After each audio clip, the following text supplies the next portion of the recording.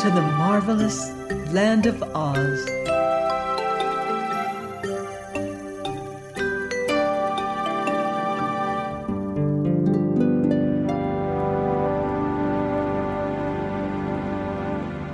I'm Martell, reading Dorothy and the Wizard in Oz by L. Frank Baum.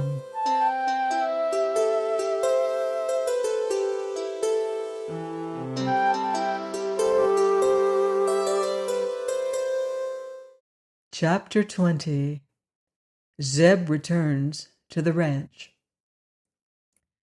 Eureka was much surprised to find herself in disgrace, but she was, in spite of the fact that she had not eaten the piglet, for the folks of Oz knew the kitten had tried to commit the crime, and that only an accident had prevented her from doing so.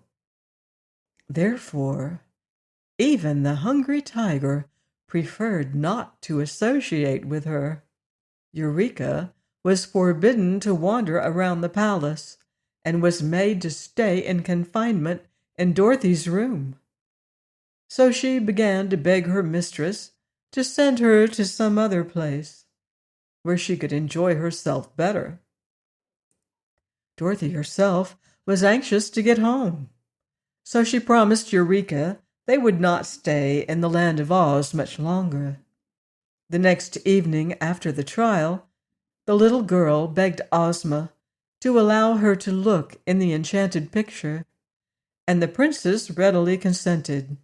She took the child to her room and said, "Make your wish, dear, and the picture will show you the scene you desire to behold."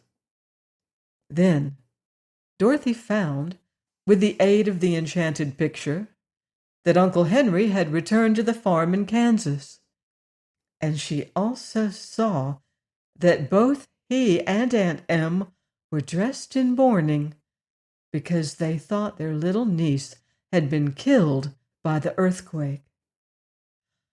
"Really," said the girl anxiously, "I must get back as soon as possible to my own folks." Zeb also wanted to see his home, and although he did not find anyone mourning for him, the sight of Hugson's ranch and the picture made him long to get back there. "This is a fine country, and I like all the people that live in it," he told Dorothy, "but the fact is, Jim and I don't seem to fit into a fairyland, and the old horse has been begging me to go home again ever since he lost the race. So if you can find a way to fix it, we'll be much obliged to you." "Ozma can do it easily," replied Dorothy. "Tomorrow morning I'll go to Kansas, and you can go to California." That last evening was so delightful that the boy will never forget it as long as he lives. They were all together, except Eureka, in the pretty rooms of the princess, and the wizard did some new tricks, and the scarecrow told stories, and the Tin Woodman sang a love song in a sonorous metallic voice, and everybody laughed and had a good time. Then Dorothy wound up Tick-Tock, and he danced a jig to amuse the company, after which the Yellow Hen related some of her adventures with the Gnome King in the land of Ev. The princess served delicious refreshments to those who were in the habit of eating, and when Dorothy's bedtime arrived, the company separated after exchanging many friendly sentiments. Next morning they all assembled for the final parting, and many of the officials and courtiers came to look upon the impressive ceremonies. Dorothy held Eureka in her arms and bade her friends a fond goodbye.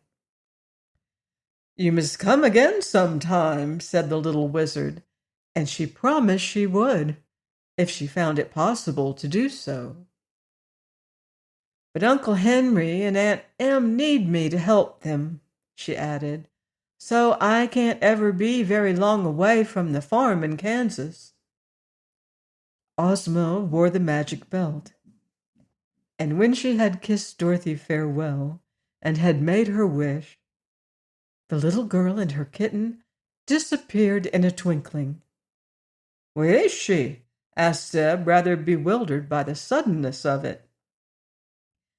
"Greeting her uncle and aunt in Kansas by this time," returned Ozma with a smile. Then Zeb brought out Jim all harnessed to the buggy and took his seat.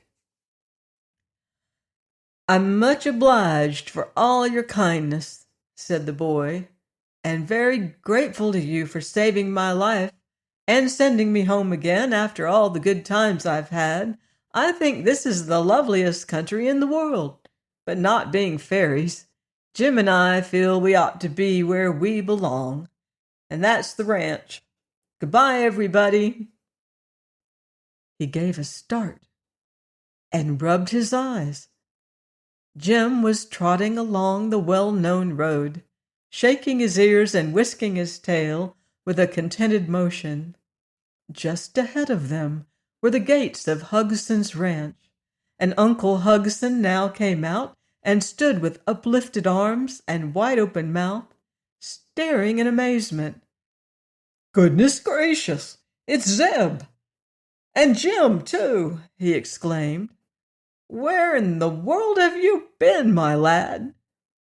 "Why, in the world, Uncle," answered Zeb with a laugh. I hope you've enjoyed this Oz story. Please join me next time for another book in the Oz series, The Road to Oz. Goodbye for now. See you in Oz.